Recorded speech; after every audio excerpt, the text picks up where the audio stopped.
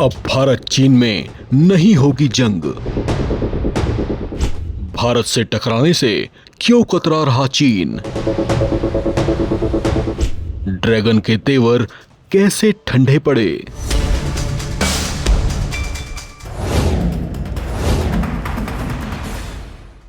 Beijing के थियानमिन चौक पर चीन ने अपना शक्ति प्रदर्शन किया है।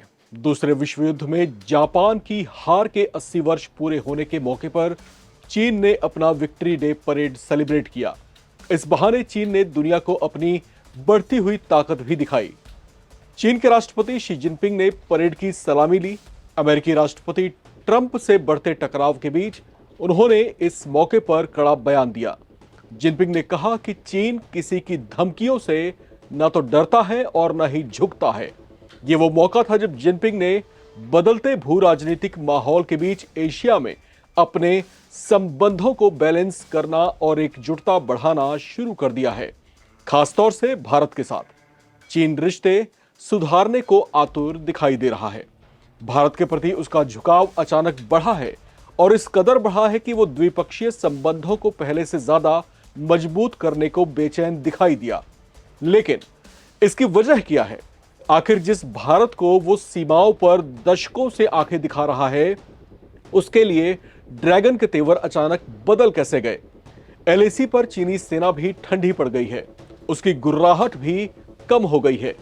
ऐसा लग रहा है जैसे ये टकराव अब इतिहास बन जाएगा। इसके पीछे एक नहीं बल्कि कई बड़ी वजहें हैं। नमस्कार, मैं हूं राम विश्वकर्मा। आप देख रहे हैं राम की रिपोर्ट। एलएसी यानी लाइन ऑफ एक्चुअल कंट्रोल, वो अंतर्राष्ट्रीय सीमा जो भारत और चीन की सरहद का निर्धारण करती है, लेकिन साथ ही वो सीमा जिसकी हद को लद्दाख क्षेत्र में चीन दशकों से लांघता रहा है। उसे लगता था कि भारत के 4 सिंहों वाले राष्ट्रीय स्तंभ में सिंह जिस तरह से शांत मुद्रा में था तो उसे छेड़ा भी जा सकता है, लेकिन अब उन सिंहों का मुंह खुल चुका है। उसने अपने शांत चित्त में बैठे पैने दांत दिखा दिए हैं और इन कुछ सालों में ही भारत ने एलएसी पर यह जता भी दिया है कि चीन का पाला अब एक ऐसे नए अंदाज और एक ऐसे नए मिजाज वाले भारत से पड़ा है। वैसे गलवान और डोकलाम तो याद ही होगा, जहां भारतीय सिंहों ने ड्रैगन को वो सबक सिखाया था कि उससे भी एहसास हो उठा था कि खौलते तेल की कढ़ाई में हाथ डालने का अंजाम क्या हो सकता है।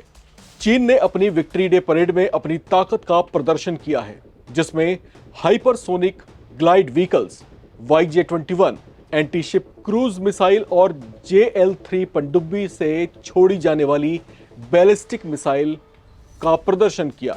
वहीं DF-5C nuclear intercontinental ballistic missile का एडवांस वर्जन 6F भी दिखाया गया। यह मिसाइल अमेरिका तक मार कर सकती है। इसके मुकाबले में भारत ने भी इन कुछ वर्षों में अपनी सैन्य क्षमताओं में असीम बढ़ोतरी की है। दुनिया की चौथी सबसे मजबूत सेना के तौर पर भारत का नाम अंकित है। 1962 में चीन के हाथों परास्त होने के बाद भारत ने न सिर्फ उस हार से सबक लिया, बल्कि आज उसकी गिनती दुनिया की सबसे ताकतवर सेनाओं में होने लगी है।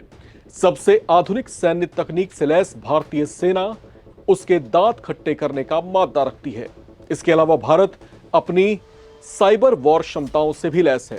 पिछले कुछ सालों में भारत ने विस्तारवादी चीन को जिस तरह से बॉर्डर एरियाज में कंट्रोल किया है, उसका खौफ उसमें अब साफ तौर से छलकता दिखता है।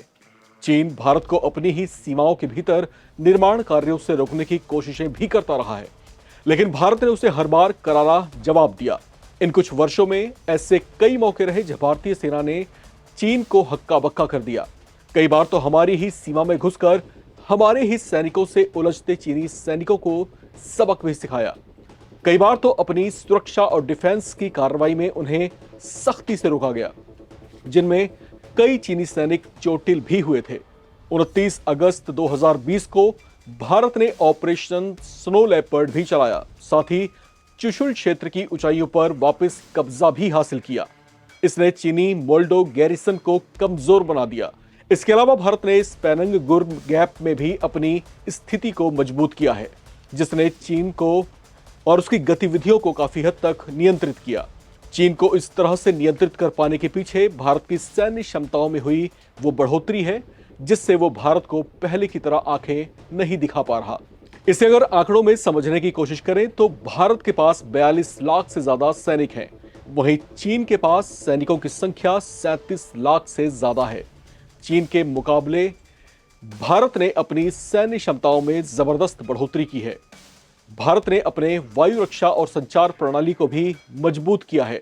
आर्टिलरी की बात करें तो भारत के पास 4,426 टैंक्स हैं, वहीं चीन के पास टैंकों की संख्या 6,457 है।